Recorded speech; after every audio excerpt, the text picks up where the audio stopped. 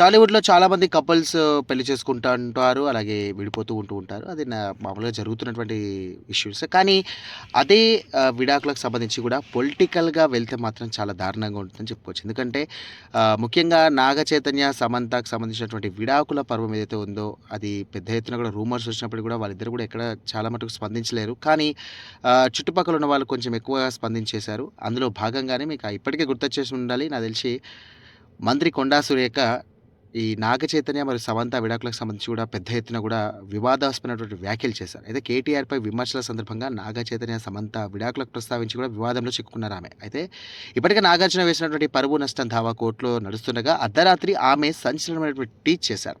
ఆ ట్వీట్ ఏంటి? అసలు ఈ ట్వీట్‌తో వివాదం ముగుస్తుందా లేదా అని చెప్పేసి అనుకుంటుంటే అసలు విషయం ఏంటంటే అర్ధరాత్రి 12 గంటలు దాటిన తర్వాత కొండా సురేఖ తన అధికారిక ట్విట్టర్ ఖాతాలో ఈ క్షమాపణ లేఖను పోస్ట్ చేశారు.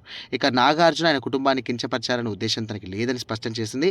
అయితే తన వ్యాఖ్యల వల్ల వారు బాధపడి ఉంటే అందుకు సంబంధించి కూడా తాను చింతిస్తున్నట్లుగా తెలియజేసింది. గతంలో తాను చేసిన వ్యాఖ్యలకు వెనక్కి తీసుకున్నట్లుగా ప్రకటించారు. ఇక బీఆర్ఎస్ వర్కింగ్ ప్రెసిడెంట్ కేటీఆర్‌పై విమర్శలు చేసే సమయంలో మంత్రి కొండా సురేఖ, ఇక నాగ చైతన్య, సమంత విడాకులకు సంబంధించి కూడా ప్రస్తావించారు. మీ అందరికీ తెలిసిందే. అయితే కేటీఆర్ వల్లే వారు విడాకులు తీసుకున్నారని కూడా తీవ్ర స్థాయిలో ఆరోపణ చేసింది. ఈ కామెంట్స్ రాజకీయంగా పెద్ద దుమారం రేపాయి.